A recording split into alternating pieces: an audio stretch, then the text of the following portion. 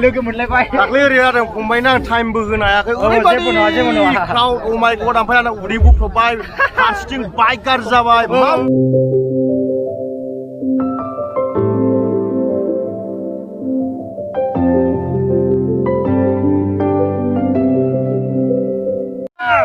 लोगो मोननानै जायाखै माने सानावनो फैनो गोनांमोन आंनिबो लेट जाबाय नालाय थ' खनसे गाबफ्रानोसै नामा ड्राइभार आरो ने खनसे बुंफिन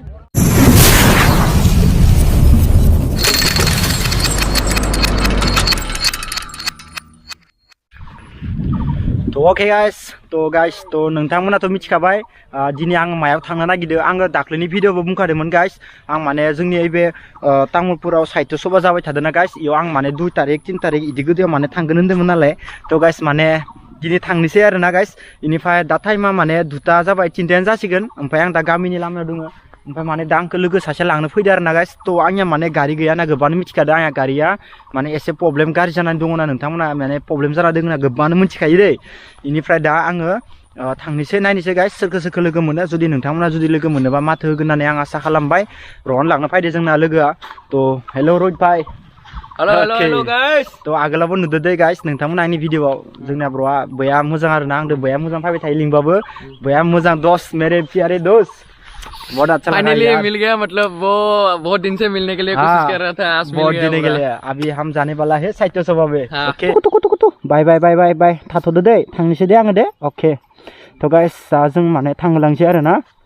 जोंना रोहित भाइनि गारिखौ खनसे सालायनोसै आरोना दिनै मजा नाङो दे खिन्थु सालायनानै आगोलावबो सालायदोंमोन आरो आङो सालायनायालाय थ' गाइस ओइ हेन्देल तो अलप दांसै नाखि माने बहुत दिनावसो ना सलानाय गारिखौ बे कारने थ' गाइस दा बर्थमान आङो न'निफ्राय ओंखारबाय ओमफ्राय लोगोसे जोंनिया गपि ब्लग इनिफ्राय पुर्ण इसोर सानैबो माने फैबाय थादों आरोना गाइस खिन्थु इसोरखौ आं नेथ'ला जों आंनि न'आव लासै फैगोन होन्दोंमोन आरोना इनिफ्राय इसोरखौ आङो डाइरेक्ट तामुलपुराव लोगो हमखासिगोन थ' गाइस माने नैबे लामायावबो माने आगोलाव एक आंनि पालसारजों पुरा दांखावखायोमोन आरोना बिराद हिट नाङोमोन आरो नैखिनि रास्ताखौ माने मजा नांखायोमोन आरोना खिन्थु दा बहुत दिन जाबायना सालायनो मोनथाराखै अके नमाइल ए तामुलपुर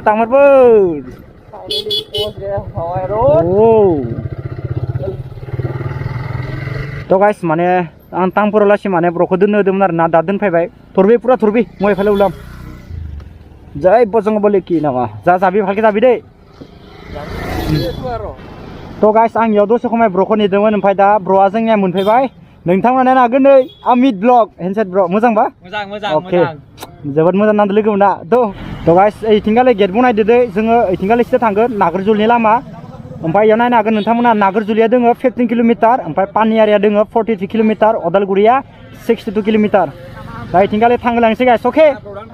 जय विश्वकर्मा के न ब्र'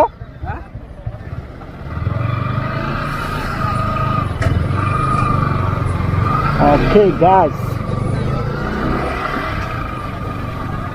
थ' गाइस माने तामान जाम जानो हानाय दे गाइस गारिफोरा माने बिराद गिदिर ना इयो साहित्य सभाया गोबां मानसिफोरानो फैयो आरोना मजा नांदो गाइस खिन्थु गेटफोरखौ बया स्टाइलनि खालामदों खिन्थु ओ माय गड थ' गाइस माने दा बर्थमान जोङो ओजोंनिफ्राय फैनानै गारिखौ इयाव दोनबाय आरोना गाइस गारिखौ पार्किं खालामथ'बाय बर्थमान बेनिफ्राय जोङो आगोलथिंगालै मा दोङो मा गैया नोंथांमोननो देखायनो नोंथांमोना हागोन आमित ब्लग दोङो नोंथांमोना दाख्लै आं सेनाव नुखादों जानांगौ आरो थिंगालै जोंनिया ब्रमोन दोङो ओइ ब्रमोन लागाव तामुलपुर येस दा जोङो थांनोसै फार्स्ट गेटनिफ्राय जों हाबगोन फार्स्ट गेटनिफ्राय स्टार्टिं खालामगोन दे गाइस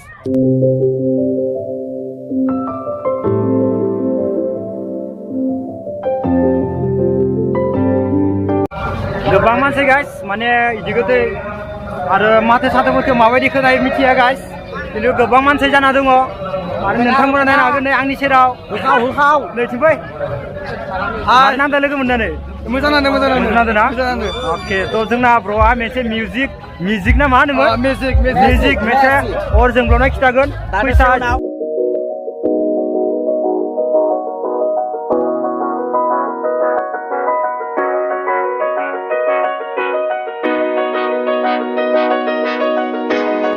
तो गाइस माने दा टाइमा जाबाय 5:49 जाबाय दे गाइस किन्तु भिडिअआ मोजां जागोन ना जाया क्वालिटि इखौ बुंनो हाया दे गाइस नोंथांमोना जिखुनु भिडिअखौ जोबनोलासि नायबानो जाबाय माने जिथिंबो गोबां मानसि जायोना इनिखायनो माने खान्थि मथे इदिखौ भिडिअ खालामनो मोना दे गाइस इनिखायनो भिडिअ खालामबाय 5टा 6टा 7टा मोनाखासिगोन किन्तु भिडिअखौ माब्ला आपल'ड खालामनो हागोन इखौ बुंनो हानाय नङा गाइस तो नायलांबाय था गाइस भइसफोरा माबायदि खोनादोंथाय मजा नांदों फिर बिलांबाय नोंनि फास्रा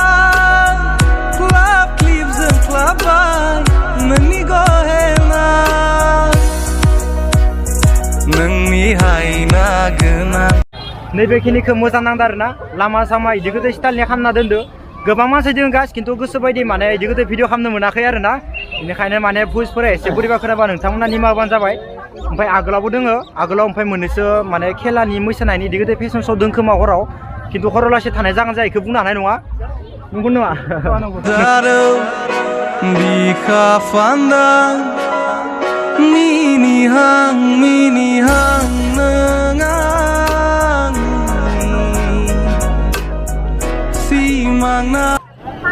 तो गाइस माने याव हाबबाथाय टिकेट दानना गारोना टिकेटा माबा करि लायो दै 20 टाका करि लायो गाइस नैबे मोनसे गेटआव हाबबा 20 टाका करि आरोना गाइस ओमफ्राय हाबनोसै मा दोङो नायनि गाइस नोंथांमोनाबो नायलांबाय था सोर लायो टिकेटखौ नै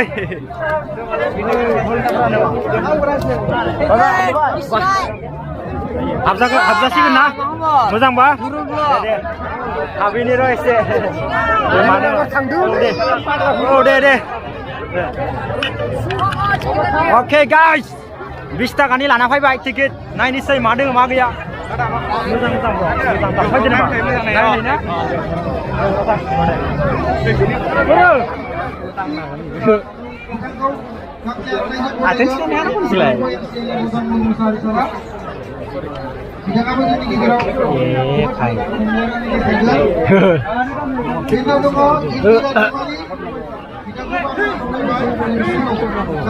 ভাল দেখা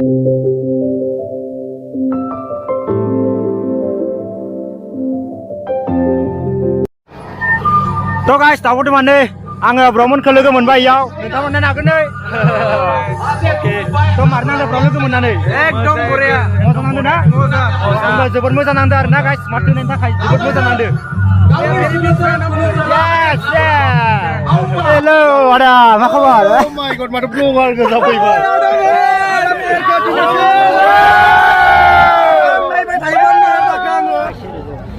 नै गाइस नोंथांमोना नागोन मेरादाखौ दाखालिसो क'क्राझाराव लोगो मोनदोंमोन दाख्लै लोगो मोनलायबाय दाख्लै ओरै जादों फंबायना आं टाइमबो होनो हायाखै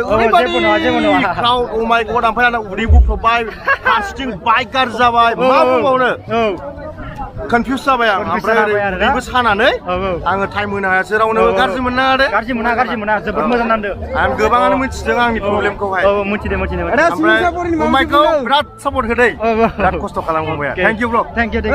आदाखौ जोबोद मोजां नांबाय लोगो मोननानै दाख्लैबो लोगो मोनदोंमोन दिनै सेकेन्ड टाइम लोगो मोनबाय आरोना गाइस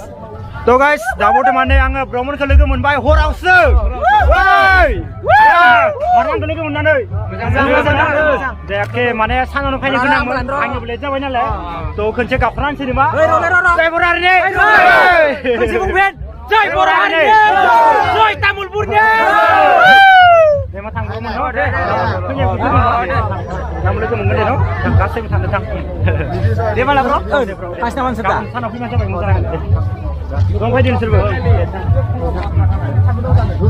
आं थाङा अके गाइस दा बर्थमान आं माने साडेनलि लोगो मोननायाव रावबो मोजां रायलायनाय जायाना तो आरो लोगो मोनना जोबोद मोजां नांदो दे ब्र' न' नों मार नांदो मोजां नांदो ना मार मोजां अके तो गाबोन फायबावनोसै गाइस आंनिया फैनाया मोनाबाय गाबोन गासैबो जमा जागोन मोजांबा ए ब्र' I love you 3 bye bye good night तो गाइस तारमाने नुकुल ब्र आरो जोंना इथिं BM ब्लग आरो बिदिना गल I love you तो गाइस माने दा बर्थमान टाइमा जाबाय 7:45 नोंथांमोना नायनो हागोन नै जोबोद हर जाबाय आरो लोगोसे आङो 2टा बाजासोआवनो इदिनो फैदोंमोन ओमफ्राय नोंथांमोना नायनो हागोन इथिंगालै फैना दोङो जोंहानाव आहर थागोन आलासिफोरा तो नोंथांमोनाथ' गासैबो सिनायखायो अब्लाबा नोंथांमोननो खनसे फोरमायना होनोसै दे बिथाङा जाबाय जोंनिया खनसे खोन्थाना होदो BM ब्लग BM ब्लग नोंथांमोना आगोलावबो नुखादोंमोन गाइस थ' नोंथांमोनाबो थाबैनो सापर्ट होबानो जाबाय 2K जानो थांगासिनो दोङो 2K खौ कमप्लिट खालामना हो 2 आरो K होननानै साबस्क्राइब नुबानो बेलेग नुयो नालाय एसे समायना खालामना हो नंगौ नङा आरो लोगोसेनो नकुल गासैबो जोबोद अनसुला अके सापर्ट खालामगोन होननानै आं आसा खालामबाय आरोना अके थ' आंबो फोथायनाय दोङो आंनि भिउवार्सफोरा आंनि नकुल फेमिलिया सापर्ट होयो आंहा फोथायखानाय दोङो बेनिखायनो ब्र'खौ नोंथांमोना सापर्ट होबानो जाबाय जोंना हर लाखिसिगोन आरो दिनै आरो लोगोसे थिंगालि दोङो कफि ब्लग नोंथांमोनाबो सिनायबाय आगोलावबो खनसे खाबाय थ' नोंथांमोनाबो ब्र'खौ सापर्ट होबानो जाबाय 20K नि खाथियाव दं गाइस प्लिज अननानै 20K कमप्लिट खालामना होबानो जाबाय गाइस अके जोंनि बाक्सा फायदो वेलकाम खालामबाय आङो ओमफ्राय दा दिनै सानैखौबो जोंनाव लाखिनोसै नायनोसै मा जाहोनो हायो खाम गोजाबाबो जाहोनाबो हेगारनो हानाय खुनु गेरेन्टि गैया आं हले अमा नुबाथाय अमा देथारगोन ओ बा दाख्लैल'सो फानदोलै जोंहा थ' गाइस ओमफ्राय आङो दिनै भिडिअखौ एसेबां फोजोबनोसै ओमफ्राय बारबो एसे फैदो ओमफ्राय 7:46 जाबाय टाइमा ओमफ्राय हरबो जाबाय भिडिअ खालामनाया थ' दिनै भिडिअ एसेबां फोजोबनाय जाबाय बाय बाय लाभ इउ गाइस जय बर' हारिनि जय थ' अके गाइस माने दा बर्थमान नै ब्र'मोनखौ लोगो मोनबाय थ' मारै नांदो ब्र'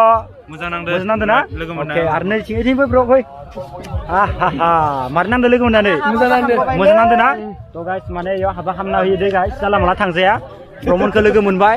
ब्र'मोनखौ लोगो मोनना जोबोद मोजां नांबाय गाबोन सानाव मोजाङै फैलायसिगोन दा हराव जोंबो साडेनलि फैनाय जाबाय नालाय थ' बेनो आरोना गाइस